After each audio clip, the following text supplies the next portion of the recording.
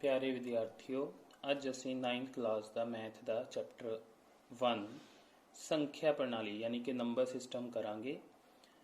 संख्या प्रणाली दे विच अपने कोल कई तरह दी संख्यावां शामिल हुंदियां ने। सब तो पहला आपां प्राकृतिक संख्यावां तो शुरू करांगे।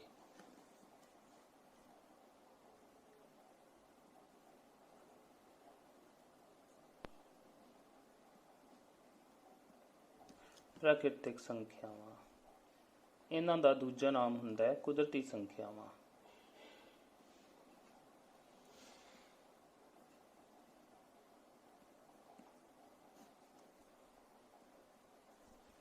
ਉਹ ਸੰਖਿਆਵਾਂ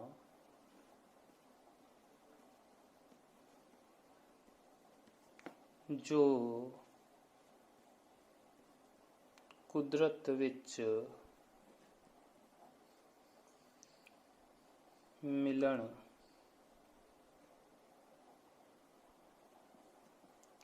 ਵਾਲੀਆਂ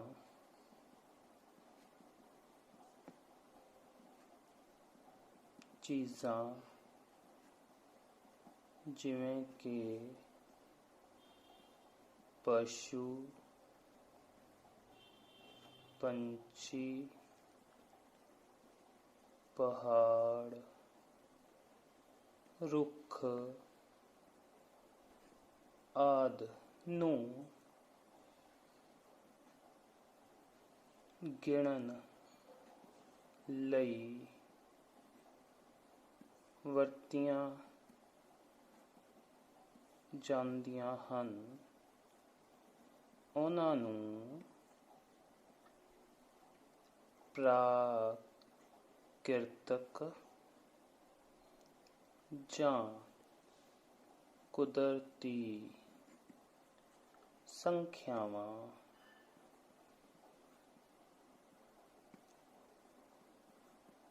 ਕਹਿੰਦੇ ਹਨ। ਤੇ ਕੁਦਰਤ ਦੇ ਵਿੱਚ ਜਿਹੜੀਆਂ ਚੀਜ਼ਾਂ ਮੌਜੂਦ ਹੁੰਦੀਆਂ ਨੇ ਉਹ ਘੱਟੋ ਘੱਟ 1 ਤੋਂ ਸ਼ੁਰੂ ਹੁੰਦੀਆਂ ਨੇ, ਇਸ ਲਈ ਇਹ ਸੰਖਿਆਵਾਂ ਵੀ 1 ਤੋਂ ਸ਼ੁਰੂ ਹੋਣਗੀਆਂ। ਸੋ ਇਹ ਸੰਖਿਆਵਾਂ 1 ਤੋਂ ਸ਼ੁਰੂ ਹੁੰਦੀਆਂ ਨੇ। ਸਭ ਤੋਂ ਪਹਿਲੀ ਪ੍ਰਾਕਿਰਤਿਕ ਸੰਖਿਆ ਤੇ ਸਭ ਤੋਂ ਛੋਟੀ ਪ੍ਰਾਕਿਰਤਿਕ ਸੰਖਿਆ ਹੁੰਦੀ ਹੈ 1, ਉਸ ਤੋਂ ਬਾਅਦ 2, ਫਿਰ 3, 4 ਸੋਨ। ਇਹ ਵੱਧਦੀਆਂ ਰਹਿੰਦੀਆਂ ਨੇ, ਅਣਗਿਣਤ ਹੁੰਦੀਆਂ ਨੇ ਗਿਣਤੀ ਦੇ ਵਿੱਚ ਤੇ ਕਦੇ ਵੀ ਖਤਮ ਨਹੀਂ ਹੁੰਦੀਆਂ। ਸਭ ਤੋਂ ਵੱਡੀ ਪ੍ਰਾਕਿਰਤਿਕ ਸੰਖਿਆ ਨੂੰ ਆਪਾਂ ਨਹੀਂ ਲੱਭ ਸਕਦੇ। ਉਸ ਤੋਂ ਬਾਅਦ ਇਹ ਸੀ ਪਹਿਲੇ ਨੰਬਰ ਤੇ। ਦੂਜੇ ਨੰਬਰ ਤੇ ਆਉਂਦੀਆਂ ਨੇ ਆਪਣੇ ਕੋਲ ਪੂਰਨ ਸੰਖਿਆਵਾਂ। ਪੂਰਨ ਸੰਖਿਆਵਾਂ ਹਾਂਜੀ,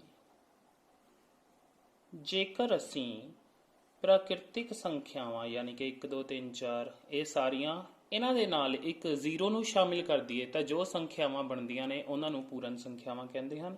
ਇਸ ਲਈ ਪੂਰਨ ਸੰਖਿਆਵਾਂ ਸ਼ੁਰੂ ਹੁੰਦੀਆਂ ਨੇ 0 ਤੋਂ। 0 ਸਭ ਤੋਂ ਛੋਟੀ ਪੂਰਨ ਸੰਖਿਆ। ਇਸ ਤੋਂ ਬਾਅਦ ਆਉਂਦਾ 1, 2, 3, 4 ਸੋਨ।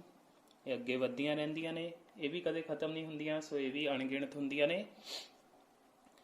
ਇਸ ਤੋਂ ਬਾਅਦ ਅਸੀਂ ਪੂਰਨ ਸੰਖਿਆਵਾਂ ਦੇ ਵਿੱਚ ਅਸੀਂ ਦੇਖਦੇ ਹਾਂ 0 ਦੇ ਨਾਲ ਪ੍ਰਾਕਿਰਤਿਕ ਸੰਖਿਆਵਾਂ ਨੇ ਤਾਂ ਇਸ ਨੂੰ ਅਸੀਂ 0, ਪ੍ਰਾਕਿਰਤਕ ਸੰਖਿਆਵਾਂ ਐਵੇਂ ਵੀ ਲਿਖ ਸਕਦੇ ਹਾਂ। ਇਸ ਤੋਂ ਬਾਅਦ ਆਉਂਦੀਆਂ ਨੇ ਆਪਣੇ ਕੋਲ ਤੀਜੇ ਨੰਬਰ ਤੇ ਸੰਪੂਰਨ ਸੰਖਿਆਵਾਂ।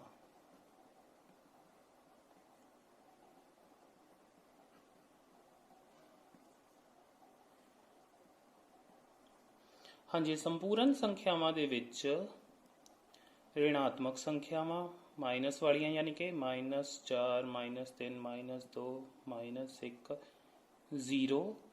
ਫਿਰ ਉਸ ਤੋਂ ਬਾਅਦ ਧਨਾਤਮਕ ਸੰਖਿਆਵਾਂ 1, 2 ਪਲੱਸ ਵਾਲੀਆਂ ਜਿਨ੍ਹਾਂ ਨੂੰ ਆਪਾਂ ਬੋਲਦੇ ਹਾਂ 3, 4 ਸੋਨ। ਇਹ ਸਾਰੀਆਂ ਸ਼ਾਮਿਲ ਹੁੰਦੀਆਂ ਨੇ। ਇਹਨਾਂ ਨੂੰ ਮਿਲਾ ਕੇ ਬਣਦੀਆਂ ਨੇ ਆਪਣੇ ਕੋਲ ਸੰਪੂਰਨ ਸੰਖਿਆਵਾਂ ਯਾਨੀ ਕਿ ਮਾਈਨਸ ਵਾਲੀਆਂ ਸੰਖਿਆਵਾਂ। ਇਹ ਵੀ ਪਿੱਛੇ ਵੱਲ ਨੂੰ ਘਟਦੀਆਂ ਜਾਂਦੀਆਂ ਨੇ। -4 ਤੋਂ ਅੱਗੇ -5 ਆਏਗਾ, -6, -7 ਸੋਨ ਇੱਧਰ ਨੂੰ ਜਾਣਗੀਆਂ ਇਹ। ਫਿਰ ਇੱਧਰ 0 ਇੱਧਰ ਨੂੰ ਵੱਧਦੀਆਂ ਨੇ, ਇਹ ਸੱਜੇ ਪਾਸੇ ਨੂੰ ਵੱਧਦੀਆਂ ਨੇ, ਖੱਬੇ ਪਾਸੇ ਨੂੰ ਘਟਦੀਆਂ ਨੇ। ਇਹ ਹੋ ਗਈਆਂ ਆਪਣੇ ਕੋਲ ਸੰਪੂਰਨ ਸੰਖਿਆਵਾਂ। ਇਸ ਤਰ੍ਹਾਂ ਤੱਕ ਦੀਆਂ ਸੰਖਿਆਵਾਂ ਤੁਸੀਂ ਲੋਅਰ ਕਲਾਸਿਸ ਯਾਨੀ ਕਿ 6th ਤੇ 7th ਤੱਕ ਪੜ੍ਹ ਚੁੱਕੇ ਹੋ। 8th ਦੇ ਵਿੱਚ ਵੀ ਇਹਨਾਂ ਦਾ ਰੋਲ ਹੈ। हाँ जी, ਹੁਣ जो ਆਪਣੇ ਕੋਲ 9th ਕਲਾਸ ਦੇ ਵਿੱਚ ਮੇਨ ਸੰਖਿਆਵਾਂ ਆਉਂਦੀਆਂ ਨੇ ਇਹਨਾਂ ਤੋਂ ਨਵੀਆਂ, ਉਹ ਨੇ ਪਰਿਮੇਯ ਸੰਖਿਆਵਾਂ।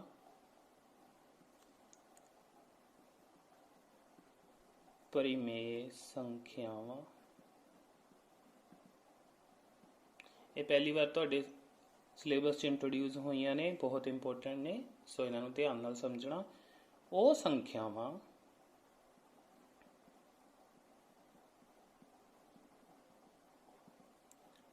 ਜਿਨ੍ਹਾਂ ਨੂੰ P ਬਟੇ Q, ਜਿੱਥੇ P, Q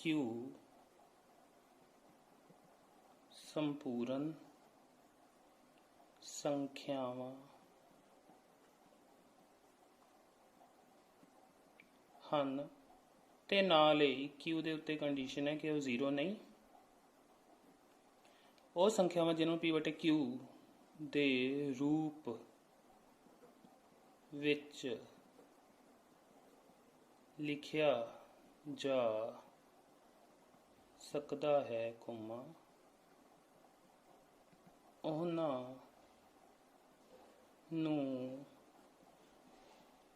ਪਰਿਮੇਯ ਸੰਖਿਆਵਾਂ ਕਹਿੰਦੇ ਹਨ। हाँ जी, एक बार दोबारा देख लेने डेफिनेशन। ਉਹ ਸੰਖਿਆਵਾਂ ਜਿਨ੍ਹਾਂ ਨੂੰ P ਬਟੇ Q ਦੇ ਰੂਪ 'ਚ ਲਿਖਿਆ ਜਾ ਸਕਦਾ ਹੈ ਉਹਨਾਂ ਨੂੰ ਪਰਿਮੇਯ ਸੰਖਿਆਵਾਂ ਕਹਿੰਦੇ ਹਨ। ਇੱਥੇ P ਅਤੇ Q ਇਹ ਆਪਣੇ ਕੋਲ ਇੰਗਲਿਸ਼ ਲੈਟਰਸ ਨੇ। ਇਹ P ਤੇ Q ਦੀ ਜਗ੍ਹਾ ਤੁਸੀਂ A ਤੇ B ਵੀ ਲੈ ਸਕਦੇ ਹੋ ਜਾਂ ਕੋਈ ਹੋਰ ਲੈਟਰ ਵੀ ਲੈ ਸਕਦੇ ਹੋ ਇੰਗਲਿਸ਼ ਅਲਫਾਬੈਟ ਦੇ ਵਿੱਚੋਂ। ਹਾਂਜੀ, ਹੁਣ ਗੱਲ ਕਰਦੇ ਹਾਂ ਕਿ P ਅਤੇ Q ਕੀ ਨੇ। ਇਹ ਨੇ ਸੰਪੂਰਨ ਸੰਖਿਆਵਾਂ, ਯਾਨੀ P ਤੇ Q ਦੀ ਜਗ੍ਹਾ ਤੇ ਕੋਈ ਆਪਾਂ ਸੰਪੂਰਨ ਸੰਖਿਆਵਾਂ ਜੋ ਆਪਾਂ ਹੁਣੇ ਡਿਸਕਸ ਕੀਤੀਆਂ ਉਹਨਾਂ ਦੇ ਵਿੱਚੋਂ ਕੋਈ ਵੀ ਸੰਪੂਰਨ ਸੰਖਿਆ ਆ ਸਕਦੀ ਹੈ। ਬਟ ਅੰਸ਼ ਦੇ ਵਿੱਚ ਤਾਂ ਆਪਾਂ 0 ਵੀ ਲੈ ਸਕਦੇ ਹਾਂ, ਹਰ ਦੇ ਵਿੱਚ ਆਪਾਂ 0 ਨਹੀਂ ਲੈ ਸਕਦੇ। ਇਹ ਕੰਡੀਸ਼ਨ ਨਾਲ ਲਿਖੀ ਜਾਂਦੀ ਹੈ ਸਪੈਸ਼ਲੀ ਕਿ ਹਰ ਦੇ ਵਿੱਚ 0 ਮੌਜੂਦ ਨਹੀਂ ਹੋ ਸਕਦਾ। ਉਸ ਤੋਂ ਬਿਨਾਂ ਕੋਈ ਵੀ ਸੰਪੂਰਨ ਸੰਖਿਆ ਹਰ ਦੇ ਵਿੱਚ ਵਰਤ ਸਕਦੇ ਹਾਂ। ਅੰਸ਼ ਦੇ ਵਿੱਚ 0 ਜਾਂ ਫਿਰ ਕੋਈ ਹੋਰ ਵੀ ਸੰਪੂਰਨ ਸੰਖਿਆ ਆਪਾਂ ਵਰਤ ਸਕਦੇ ਹਾਂ। ਹਾਂਜੀ, ਹੁਣ ਇਹਨਾਂ ਦੀ ਕੋਈ ਉਦਾਹਰਨ ਕਰ ਲਈਏ। ਉਦਾਹਰਨ ਦੇ ਤੌਰ ਤੇ 2/7 -3/13 4/-9। ਹਾਂਜੀ, ਜਾਂ ਫਿਰ ਉੱਪਰ ਤੇ ਨੀਚੇ ਦੋਨੋਂ ਹੀ ਆਪਾਂ ਮਾਈਨਸ ਦੀਆਂ ਲੈ ਲਈਏ, -5/-8। ਹਾਂਜੀ, ਹੁਣ ਇੱਥੇ 2 ਅਤੇ 7 ਸੰਪੂਰਨ ਸੰਖਿਆਵਾਂ ਚੋਂ ਨੇ, -3 ਤੇ 13 ਵੀ ਸੰਪੂਰਨ ਸੰਖਿਆਵਾਂ ਚੋਂ ਨੇ, 4 -9 ਇਹ ਵੀ ਸੰਪੂਰਨ ਸੰਖਿਆਵਾਂ ਚੋਂ ਨੇ। ਤੇ ਹੁਣ ਇਸ ਜਿਹੜੀ ਆਪਾਂ ਲਾਸਟ ਐਗਜ਼ਾਮਪਲ ਲਈ ਹੈ ਉਹਦੇ ਵਿੱਚ -5 ਤੇ -8 ਵੀ ਆਪਣੇ ਕੋਲ ਸੰਪੂਰਨ ਸੰਖਿਆਵਾਂ ਦੇ ਵਿੱਚੋਂ ਆਪਾਂ ਲਏ ਨੇ। ਸੋ ਇਸ ਤਰ੍ਹਾਂ ਤੁਸੀਂ ਆਪਣੇ ਕੋਲੋਂ ਖੁਦ ਵੀ ਪਰਿਮੇਯ ਸੰਖਿਆਵਾਂ ਦੀਆਂ ਅਣਗਿਣਤ ਉਦਾਹਰਨਾਂ ਲਿਖ ਸਕਦੇ ਹੋ। ਹਾਂਜੀ, ਅੱਗੇ ਗੱਲ ਕਰਦੇ ਹਾਂ ਕਿ ਆਪਾਂ ਹੁਣ ਦੇਖਿਆ ਕਿ ਜਦੋਂ ਅਸੀਂ ਪੂਰਨ ਸੰਖਿਆਵਾਂ ਲਿਖੀਆਂ ਤਾਂ ਉਹਦੇ ਵਿੱਚ ਪ੍ਰਕਿਰਤਿਕ ਸੰਖਿਆਵਾਂ ਦੇ ਨਾਲ ਇੱਕ ਸਿਫਰ ਸ਼ਾਮਿਲ ਹੋਈ। ਇਸ ਦਾ ਮਤਲਬ ਅਸੀਂ ਸਾਰੀਆਂ ਪ੍ਰਕਿਰਤਿਕ ਸੰਖਿਆਵਾਂ ਨੂੰ ਪੂਰਨ ਸੰਖਿਆਵਾਂ ਕਹਿ ਸਕਦੇ ਹਾਂ, ਪਰ ਸਾਰੀਆਂ ਪੂਰਨ ਸੰਖਿਆਵਾਂ ਨੂੰ ਪ੍ਰਾਕਿਰਤਿਕ ਸੰਖਿਆਵਾਂ ਨਹੀਂ ਕਹਿ ਸਕਦੇ। ਕਿਉਂ? ਕਿਉਂਕਿ 0 ਇੱਕ ਐਸੀ ਪੂਰਨ ਸੰਖਿਆ ਹੈ ਜਿਹੜੀ ਪ੍ਰਾਕਿਰਤਿਕ ਸੰਖਿਆ ਦੇ ਵਿੱਚ ਸ਼ਾਮਿਲ ਨਹੀਂ ਹੈ।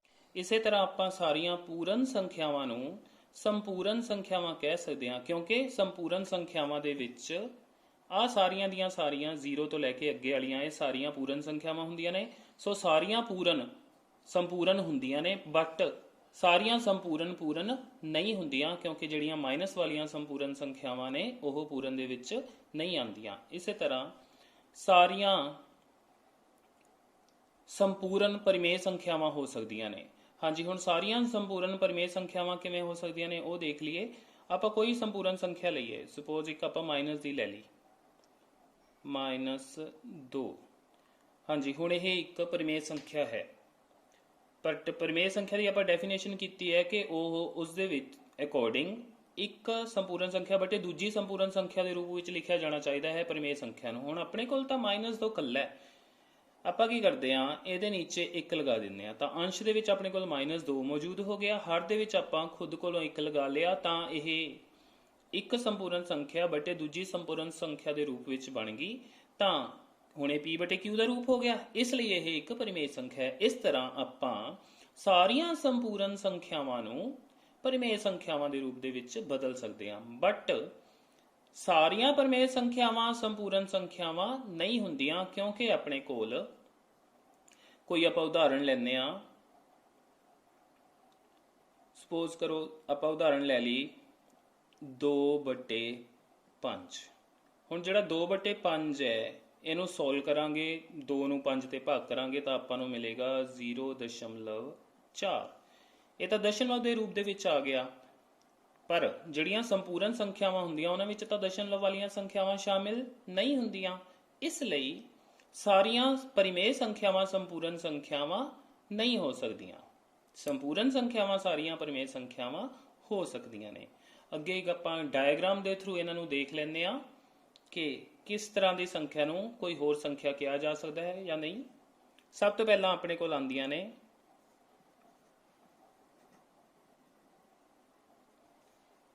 अंदर प्राकृतिक या कुदरती संख्यावां,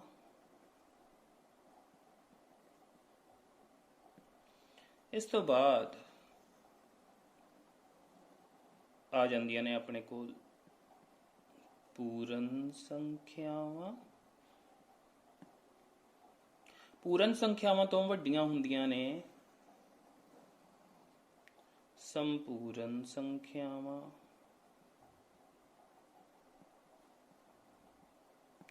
ਤੇ ਸੰਪੂਰਨ ਸੰਖਿਆਵਾਂ ਤੋਂ ਵੀ ਵੱਡੀਆਂ ਹੁੰਦੀਆਂ ਨੇ ਪਰਿਮੇਯ ਸੰਖਿਆਵਾਂ।